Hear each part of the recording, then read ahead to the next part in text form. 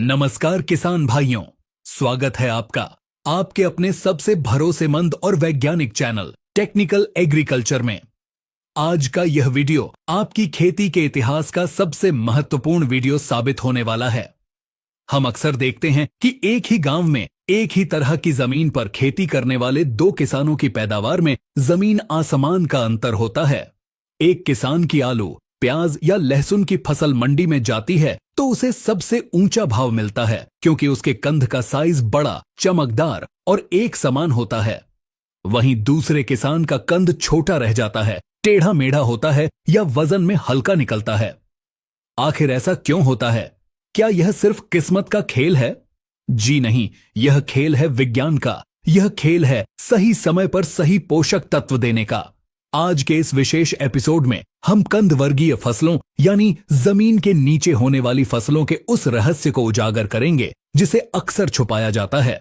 चाहे आप आलू की खेती करते हो, प्याज या लहसुन लगाते हो या फिर शकरकंद, गाजर, मूली और अरबी जैसी फसलें उगाते हो, आज हम आपको एक ऐसा मास्टर फॉर्मूला बताने जा रहे हैं जो हर उस फसल पर लागू होगा जिसका फल जमीन के अंदर बैठता है। हमारी पूरी टीम दिन रात एक करके गहरी रिसर्च के बाद यह सटीक जानकारी सिर्फ आपके मुनाफे के लिए जुटाती है। बदले में आपका एक लाइक और सब्सक्राइब हमारी सारी मेहनत की थकान मिटा देता है, इसलिए अपना प्यार और सपोर्ट जरूर दें। वापस आते हैं मुख्य टॉपिक पर। आज हम बात करेंगे कि पौधे की पत्तियों में बन रही ऊर्जा को नीचे कंद में कैसे शिफ्ट किया जाए। हम जानेंगे कि नाइट्रोजन यानी यूरिया कब आपके लिए जहर बन जाता है, पोटाश का असली विज्ञान क्या है और वो कौन से हार्मोन्स हैं जो रातों रात आपकी फसल का नक्शा बदल सकते हैं। तो चलिए खेती के इस वैज्ञानिक सफर की शुरुआत करते हैं। किसान भाइयों, सबसे पहले हमें फसल के स्वभाव को समझना होगा। किसी भी कंद वर्गीय फसल का जीवन चक्र दो हिस्सों में बंटा होता है। पहला हिस्सा होता है वानस्पतिक वृद्धि यानी वेजिटेटिव ग्रोथ का। यह बुवाई से लेकर लगभग 40 या 50 दिन तक चलता है। इस समय पौधे का काम होता है अपना शरीर बनाना, तना मजबूत करना और ज्यादा से ज्यादा पत्तियां निकालना। इस समय आप जितना चाहे यूरिया दें, डीएपी दें, जिंक दें, क्योंकि जितनी ज्यादा पत्तियां होंगी पौधे का रसोई घर उतना ही बड़ा होगा। लेकिन असली खेल शुरू होता है 50 दिन के बाद, जिसे हम कहते हैं रिप्रोडक्टिव स्टेज या कंद बनने की अवस्था। यही वह समय है जहां 90% किसान गलती करते हैं। कंद का साइज न बढ़ने का सबसे बड़ा कारण है सही समय पर नाइट्रोजन पर ब्रेक न लगाना। बहुत से किसान भाई फसल को हरी भरी देखने के चक्कर में 60 या 70 दिन की फसल में भी यूरिया का छिड़काव करते रहते हैं। यह एक बहुत बड़ी गलती है। जब कंद बनने का समय आता है तब अगर आप पौधे को नाइट्रोजन देंगे तो पौधा कंफ्यूज हो जाएगा। उसे लगेगा कि अभी मुझे और बड़ा होना है और पत्तियां निकालनी हैं। नतीजा यह होगा कि पौधे की सारी ताकत, सारी ऊर्जा ऊपर पत्तियों में और तने को लंबा करने में खर्च हो जाएगी और जमीन के नीचे बैठा कंद भूखा रह जाएगा। इसलिए कंद फुलाने का पहला और सबसे कड़ा नियम अपनी डायरी में नोट कर लें कि फसल की आधी उम्र बीत जाने के बाद नाइट्रोजन या यूरिया का प्रयोग पूरी तरह बंद कर देना है। हमें पौधे को अब जवानी से बुढ़ापे की तरफ यानी परिपक्वता की तरफ ले जाना है, तभी सारा भोजन कंद में जमा होगा। अब सवाल यह आता है कि अगर नाइट्रोजन बंद कर दें तो फिर डालें क्या? कंद को फुलाने के लिए हमें पौधे के अंदर ट्रांसपोर्ट सिस्टम को एक्टिवेट करना होगा। वैज्ञानिक भाषा में इसे ट्रांसलोकेशन ऑफ न्यूट्रिएंट्स कहते हैं, यानी पत्तियों में जो भोजन बना है उसे वहां से उठाकर नीचे गोदाम यानी कंद में शिफ्ट करना। और इस काम का सबसे बड़ा ड्राइवर, सबसे बड़ा ऑपरेटर है पोटाश। पोटाश ही वह तत्व है जो शर्करा और कार्बोहाइड्रेट को पत्तियों से खींचकर जड़ों तक पहुंचाता है। लेकिन बाजार में पोटाश भी कई तरह के आते हैं, तो कौन सा पोटाश कब डालना है यह जानना बहुत जरूरी है। जब आपकी फसल, चाहे वह आलू हो या प्याज, लगभग 50 से 60 दिन की अवस्था में हो, यानी जब कंद मटर या नींबू के आकार का हो चुका हो, उस समय उसे फास्फोरस और पोटाश दोनों की जरूरत होती है। फास्फोरस जड़ों का जाल फैलाता है ताकि कंद को फैलने के लिए जगह मिले और पोटाश उसे वजन देता है। इस समय आपको NPK 052 34 का इस्तेमाल करना चाहिए। इसमें 52% फास्फोरस और 34% पोटाश होता है। यह कॉम्बिनेशन पौधे को तुरंत सिग्नल देता है कि अब वानस्पतिक वृद्धि रोको और जड़ों पर काम शुरू करो। इसका स्प्रे करते समय मात्रा का ध्यान रखें। 1 किलो 52-34 को लगभग 150 लीटर पानी में मिलाकर 1 एकड़ में स्प्रे करें। इसके बाद आती है फसल की आखिरी और सबसे निर्णायक अवस्था, जब खुदाई में सिर्फ 20 से 25 दिन बचे हों। अब कंद अपना आकार ले चुका है, लेकिन उसका वजन कम है, उसमें चमक नहीं है और वह अंदर से पोला हो सकता है। इस समय हमें फास्फोरस भी नहीं चाहिए, हमें चाहिए शुद्ध पोटाश। यहां हम इस्तेमाल करेंगे एनपीके 0050 का, जिसे सल्फेट ऑफ पोटाश भी कहा जाता है।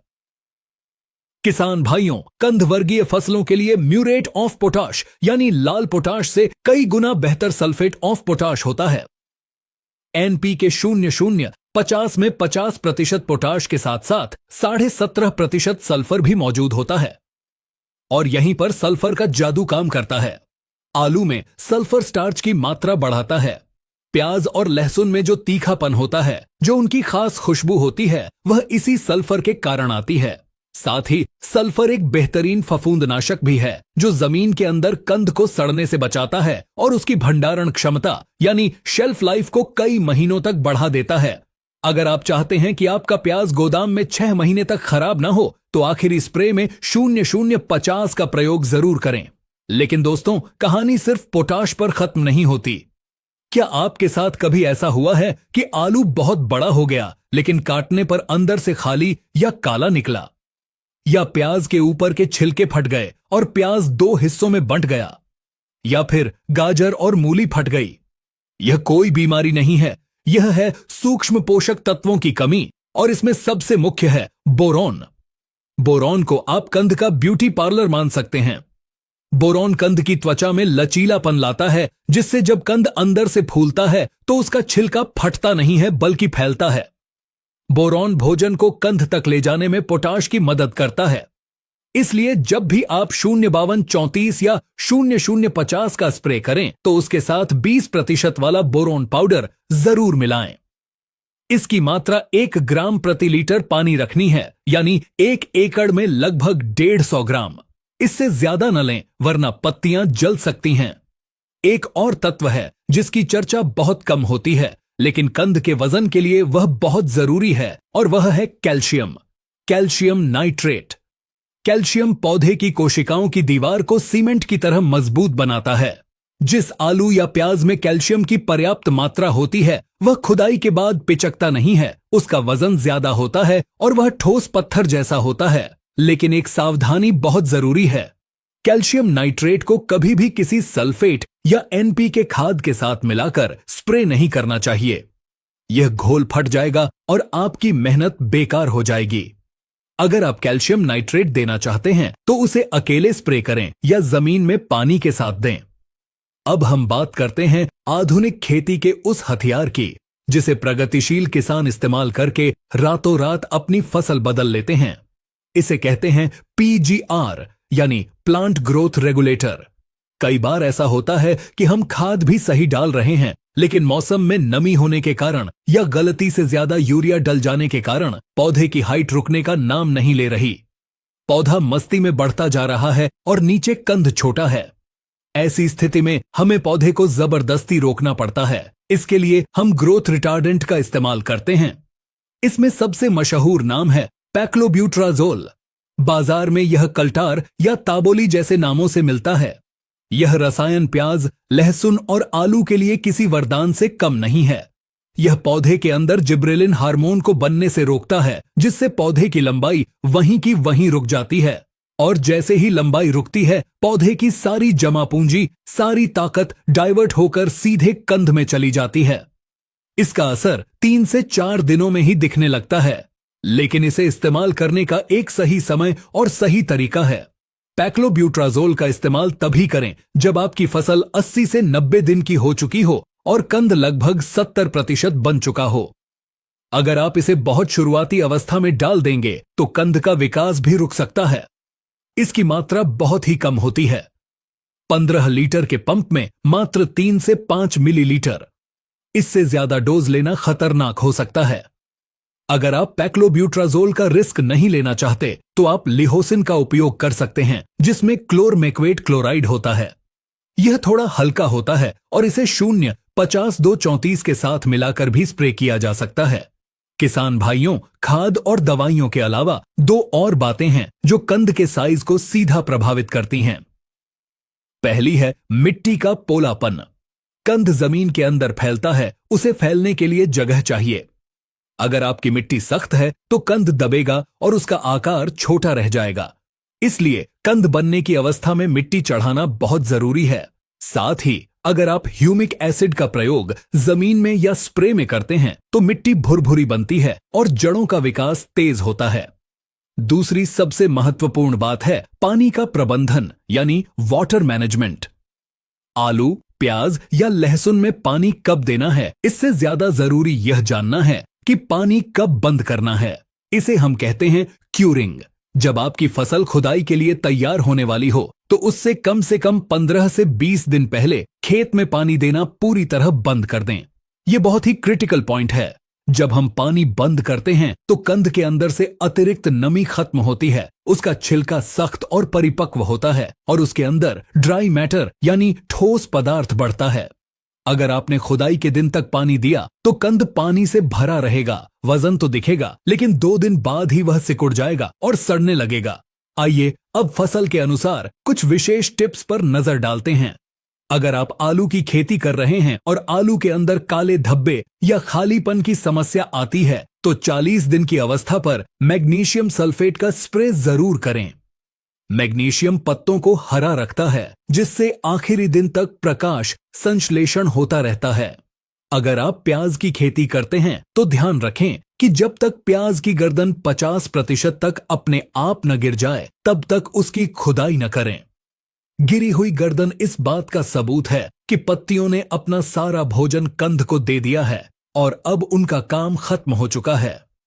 शकरकंद और गाजर जैसी फसलों में पोटाश की मांग आलू से भी ज्यादा होती है, इसलिए इनमें 0-0-50 के 2 स्प्रे 10 दिन के अंतराल पर करना बहुत फायदेमंद रहता है।